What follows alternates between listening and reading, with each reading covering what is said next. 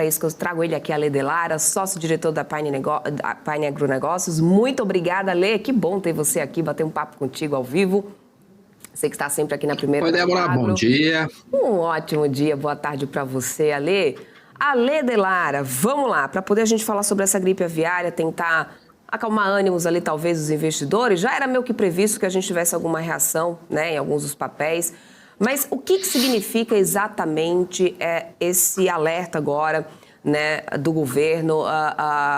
Na prática, a gente corre um risco muito grande? A nossa produção do Brasil está correndo risco? Nós já esperávamos no Brasil, na verdade, algum caso de gripe aviária há algum tempo. Porque o Brasil, aqui na América do Sul, era um dos poucos países que não havia tido nenhum registro da doença. Então, a Argentina já teve, inclusive, em animais comerciais, em áreas comerciais, Chile, Equador, Colômbia, Venezuela e Peru, e o Brasil era um dos únicos que não tinham. E esses casos começaram a aparecer agora.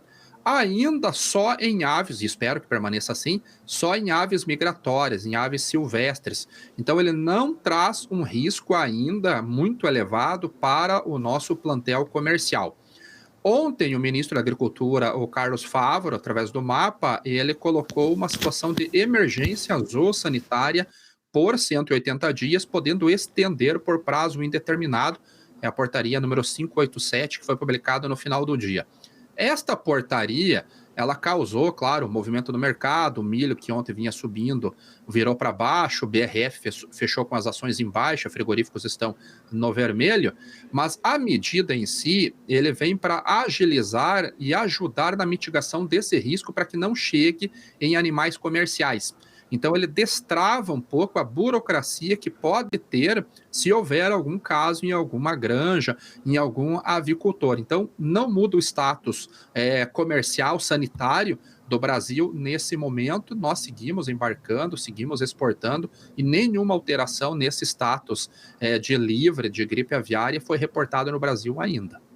É importante até para não acontecer depois, né, um alarde, um desespero da população, porque daqui a pouco o pessoal vai estar querendo deixar de comprar. A gente já tem uma proteína tão cara, né, e enfim, a proteína de carne branca, o frango, acaba sendo uma opção, e daqui a pouco a galera está deixando de comprar ovo e frango, porque acha que vai poder se contaminar com a gripe aviária e não é bem por esse caminho, né, Ale? Além disso, eu também prestei atenção na questão da vacina. O governo disse que não quer campanha de vacinação agora. Por que vacina não é bom, né, nesse momento? Até falando do consumo, não é transmissível pelo consumo de carne cozida, carne assada, não é transmissível. Ele é transmissível, até o Ministério da Agricultura faz o alerta, se a pessoa vê algum animal que está lá com o pescoço torto, andando cambaleando, ou mesmo morto em alguma localidade, não toque no animal, porque sim, aí as fezes do animal, o toque no animal, as secreções do animal podem transmitir. Agora, o consumo de alimentos cozidos, esse não tem nenhum caso relatado no mundo dessa maneira de transmissão. Então, o consumo... Desculpa, Débora, a outra pergunta eu acabei... Sobre a vacina, que eu vi que o governo, né, o governo não quer agora nesse momento, diz que não quer campanha de vacinação agora. Por que não seria bom nesse momento a campanha de vacinação? Porque muda o status sanitário do Brasil. Aí a gente consegue fazer um paralelo para ficar bem claro com relação à febre aftosa, a vacinação que acontece no Brasil. Até mesmo dentro do mercado brasileiro, você pega estados como Santa Catarina, que é considerado livre da febre aftosa, não tem a vacinação. Se algum animal que vem de algum estado que ainda exige a vacinação, já há uma dificuldade na comercialização no próprio mercado doméstico. Então, quando nós olhamos para o mercado internacional, as regras de sanidade animal, vigilância sanitária e a sanidade realmente dos alimentos, ela é extremamente rígida. Principalmente porque a China é o nosso maior comprador e eles marcam em cima esta questão. Então, se você implanta a vacinação, você muda o estado brasileiro e você adiciona um componente, por mais que ele possa ser biológico, mas químico, na mistura da carne, que vai bloquear as exportações para muitos destinos. Então, o governo ainda não vê a necessidade, também acredito que não há essa necessidade nesse momento. Se ele colocar vacinação, colocar como obrigatório, aí as exportações nossas podem ser interrompidas para muitos destinos. Com certeza a China vai ser um destino desse. E a gente tem que tomar cuidado com o que a gente propaga realmente, por isso que é bom falar do tema, para não acontecer igual aconteceu com a vaca louca lá no início do ano, que um animal, 9 anos de idade, foi identificado um caso de EPP, atípico e acabou derrubando os preços do mercado, tanto da carne quanto do boi, e era uma notícia que não deveria ter tanto impacto assim. E agora a gripe aviária está na mesma situação. Perfeito. Deixa eu trazer ele aqui, Alex André, que também está com a gente aqui no estúdio, para tirar dúvidas em relação a esse tema, né, Alex? Tem perguntas aqui para ler também. Aí, Ale, tudo bom?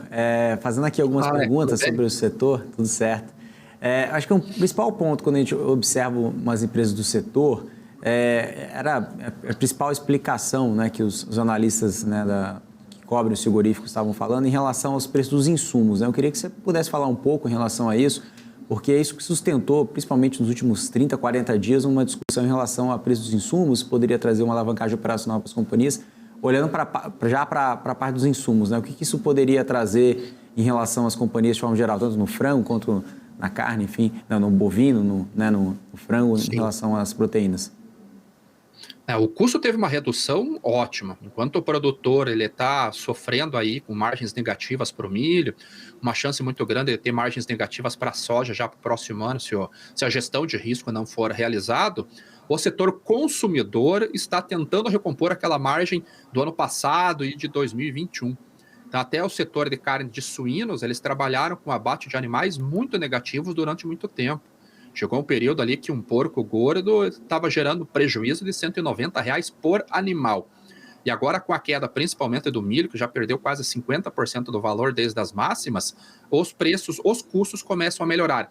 Isso acaba sendo positivo realmente para o setor. E a tendência é que os preços permaneçam nesses níveis mais baixos agora, pelo menos nesse restante de ano, esses 6, 7 meses que ainda faltam para terminar o ano, e para o próximo ano também. O que acaba complicando um pouquinho o setor é que o consumo que esperava, principalmente na carne bovina, que melhorasse depois da quaresma, ele não veio essa melhora. Então, o preço da carne no atacado, ela continua sustentado. E para o frigorífico, isso acaba sendo uma boa notícia também, porque se o preço da carne do atacado continua estável e a arroba do boi também caiu, então melhora a margem para ela, tanto no financiamento desses rebanhos, seja de porco, de frango, de bovinos, e também melhora a margem no abate, porque o preço da carne acaba ficando sustentado. A má notícia é que o consumo está lento. Então, as escalas dos frigoríficos estão alongadas, 8, 9 dias de escala, eles não estão reduzindo essa escala, tentando pagar preços abaixo da referência, porque sabe da oferta que tem no mercado, muito descarte de animais fêmeas ainda, então pressiona o preço da arroba, mas no atacado o preço da carne ele segue sustentado ainda. E as exportações, a gente tem uma esperança agora que ganhe ritmo, principalmente vindo lá da China, apesar da situação lá não estar muito favorável, mas há uma expectativa de um aumento das exportações de carne bovina. E do frango, enquanto mantiver o status de livre de gripe aviária, a gente deve seguir embarcando aí em torno de 5 milhões de toneladas por ano. Uhum. Então, só para acho que a gente finalizando aqui, né, o Ale, nas granjas o impacto nesse momento ainda não existe, não é o preocupante nesse D0, né?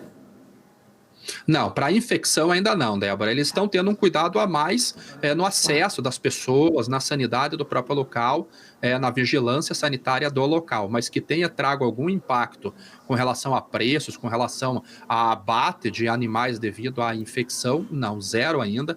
E vamos torcer para que permaneça assim, né? Perfeito. Alex, tem mais alguma pergunta? Ale, se puder só comentar, a gente estava comentando um pouco da dinâmica aqui no Brasil em relação, né, principalmente a questão do gado. Você tem como passar também uma leitura lá nos Estados Unidos, como que está esse ciclo do gado por lá? Porque isso também as companhias, né, listadas, né, enfim, que a gente observa margens muito baixas, né, o preço do gado muito mais alto, né, que é diferente aqui no Brasil essa dinâmica, né? Então, se puder explicar um pouquinho também como que está lá. Sim. A dinâmica ela muda porque o Brasil ele tem uma pecuária muito extensiva, que é o boi de pasto. Então, ele consegue ficar mais tempo e tem um custo mais baixo de manutenção, de tratamento. e ele vai para o coxo ali, faltando 60, 90 dias para o abate, só para fazer a terminação. Nos Estados Unidos, o animal ele é essencialmente de confinamento. Ele não tem um extensivo tão grande quanto o Brasil assim. E o Brasil está num ciclo pecuário agora de baixa. Então está aumentando o abate de fêmeas, muita vaca gorda indo para o frigorífico, agora começa a chegar a parte do inverno, começa a rarear, ficar mais prejudicial, mais ruim.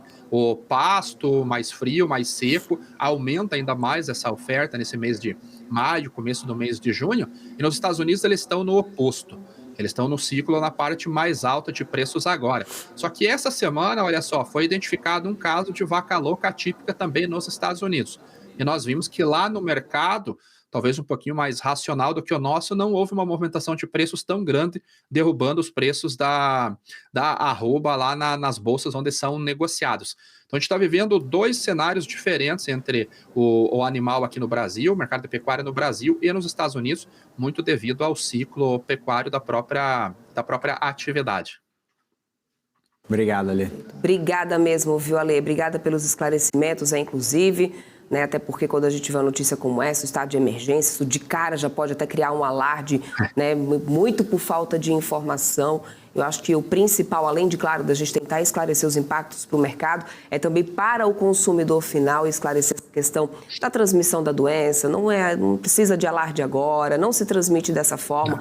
Eu acho que isso é fundamental da gente deixar bem esclarecido, né? Sim, o nome assusta, né? Emergências ou sanitária acaba assustando, mas é só uma medida para desburocratizar e agilizar aí o combate para a infecção, para que não chegue na parte comercial, né? Nos frigoríficos, nos abatedouros ali. Enquanto isso não acontecer, a gente segue livre, segue exportando, segue produzindo e o mercado segue normal. Perfeito. Muito obrigada, Lê. Até amanhã, que vai estar aqui abrindo a nossa programação ao vivo na Hora do Agro. Muito obrigada pela companhia aqui nesse horário especial, só para trazer todos esses esclarecimentos. Forte abraço, até amanhã, Lê. Obrigado, Débora. Até amanhã. Obrigado, Alex. Até mais.